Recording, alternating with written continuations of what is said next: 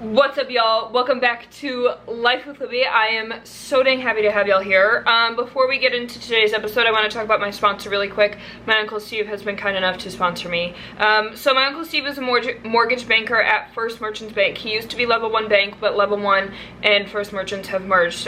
So he's here in Ann Arbor. He gives people money to buy a new home, refinance an existing home, or build a new home if you need to get pre-approved or just educated on how home loans work. Please give him a call. You can reach him at 734-646-4522 or steveandersonloans.com. I am so dang excited for today's episode. I kind of wanted to sit and let this one fester for a hot second. Not fester's not the right word, but I wanted to sit on this topic for a hot second before I talked about it. But I'm ready now. So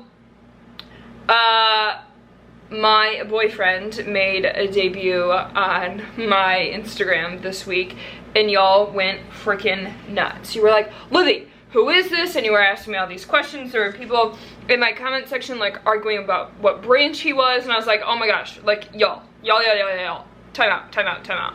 So few things about that. Him and I had a conversation, and I said to him very early on, I was like, listen, I don't want you to think that I don't like you, because I like you a lot, but I'm not sharing you on my social media page. I share all of my life with y'all. Like, I share so much of my life with y'all, and this is the one thing that I would really like to keep private. So I hope that y'all like respect me in that. I have somebody comment on the video and was like, oh, unfollow, and I'm like, okay, peace out, Boy Scout, like, see you later. But that's just something that I would like to keep to myself. Because I do, like I've said, I've shared so much of my life with y'all. I want to keep that very much so to myself. Hold on one second. A little bit of iced coffee going on. My coworker Alyssa got me hooked on iced coffee. It's all that I do. I haven't had a Celsius in 2 weeks. Shelby Supika, did you hear what I just said? I have not had a Celsius in 2 weeks. Shelby gives me a hard time all the time. She's like, Libby, Celsius are so bad for me. I'm like, girl, I need caffeine. So I've been trying to do more coffee. So whatever. Anyway, so boyfriend made a debut on the Instagram this week, and y'all went freaking nuts. But I wanna talk about him. I'm not gonna like tell y'all who it is until there is and this doesn't, I'm not like saying that I'm gonna marry this man. This is just like a statement. You will not meet my significant other, you will not meet my boyfriend until there is a rock out of my hand. Until he is my fiance, that's when you can know who he is. But until then, I'm keeping my shit private, and I think that that's totally okay. But I want to talk about something that I didn't know I needed to prepare for, and that's a healthy relationship after knowing nothing but toxic. It's been a mindfuck. Like, this has been something like really unexpected. I didn't, you know, like I knew that I knew that I deserved better, and I knew that one day better would come. But I didn't know that once better came, I would be confused. I'm incredibly fucking confused now, because all that I have ever known is men treating me like trash because I allowed it. And just, like, that's all that I expected. So with him, I'm like, I don't understand. I was like, I still don't get it. He's like, I don't know why you're so sweet to me. He's like, well, I'm going to make you understand. Like, you're an incredible human. And none of his actions has made me question anything that my past relationships have conditioned me to. And I feel like nobody talks about that. Like, I'm healed and I'm healthy. Like, those wounds don't hurt me anymore. Like, yes, those relationships helped shape me into who I am, but I didn't expect them to have a lasting effect in this way and to show up in my healthy relationship. I'll give you some examples. I met all of his friends this weekend, and I got in my car to leave because I had to come back home because we're doing distance, and I'm sure that I'll do plenty of episodes on that, but we're doing distance. It's not a far distance, but it's enough. And so I got in my car to drive home, and on the car drive home I was like, okay, I got like an hour away, like back to home, and I was like, okay, like his real girlfriend like probably got there now, like his friends like probably were told like to not say anything about me, like I'm probably just like the side girl, because I had been that before. And that was a really shitty feeling. And I told him about that, and we like laughed about it after I had like time to process it. He's like, honey, like, no. And I'm like, I know that you would never do that, but like, it's hard when somebody did do that to you, that then you almost expect it. You don't expect it to happen again, but like, it crosses your mind, right?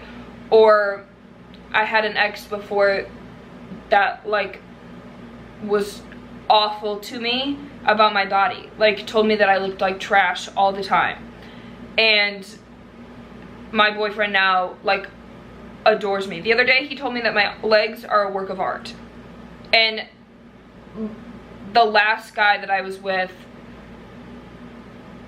was not like that at all.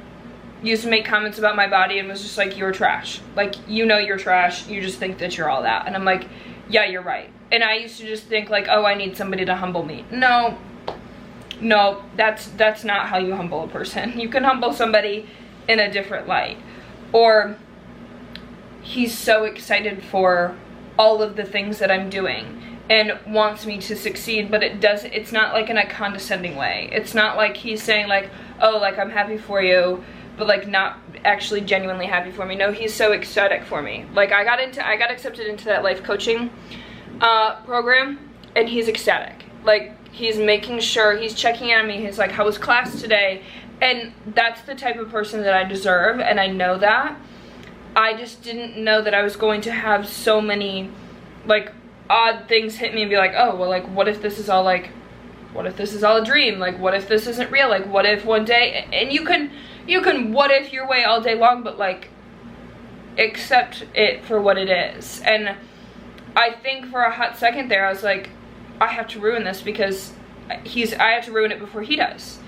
And I was like, recognizing that that was an incredibly toxic thought, I was like, oh no, nope, no, don't do that to yourself. That's nothing about that is okay. Don't do that. And nobody like really talks about the mental roadblocks of being in a healthy relationship after you've been in the toxic. People are always just talking about like, oh, like after you get cheated on, somebody's like, oh, you don't deserve that. Like one day you'll find a man and he'll be great and it will be everything that you deserve. But then when you get what you deserve, you're like, wait, do I really deserve this? And it's just kind of like this back and forth thing. And I wasn't expecting that.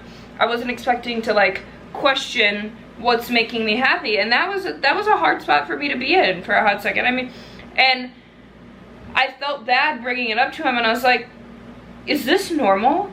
Because he's been in super toxic relationships as well. And I was like, I told him how I was feeling. He's like, yeah, honey. He's like, yeah, that's normal. It's okay. He's like, you're doing okay.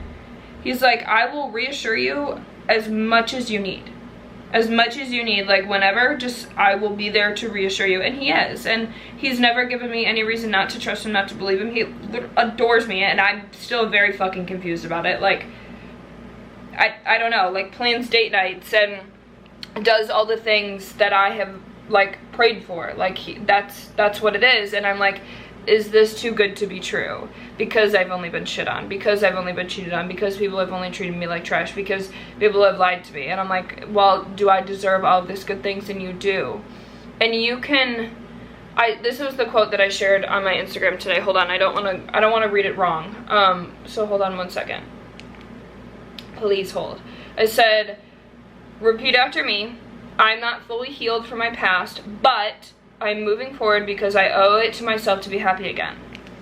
And I shared that, and I was like, yeah, like I may not be 100% healed from these wounds, but I'm doing my best, and I deserve to be happy, and so do you. And I don't know where you're at in your relationship standpoint. I don't know if you're in a toxic relationship trying to leave, if you're in a healthy relationship and you're struggling with these same battles, or if you're single and you're trying to find somebody. Like, I don't know where you're at, but one, you're exactly where you're supposed to be, and two, you do deserve better. You deserve to be happy, and you may not be fully healed from the people who have hurt you, but if you have put in the time to at least attempt to heal it, and you're like, no, I'm ready for this, go be happy. But take care of the bullshit first. Like, I took care of the bullshit first because I didn't want to bring unnecessary baggage into this relationship. And I don't know how to explain to differentiate the difference between going into a relationship before you're ready and healing those wounds once you're in it. Like, I was ready to date again. I had healed all of the things. It was just when I got into the relationship that things were bringing up, but I was able to talk it out with him, and him and I are able to talk that out. And I think that there's a difference between that, and I want to make sure that I touch on that. There is a difference between getting into a relationship when you know damn well you're not ready. And a lot of people are like, no, I was ready, or no, I wasn't. You know when you're ready and you know when you're not. And he came out of nowhere.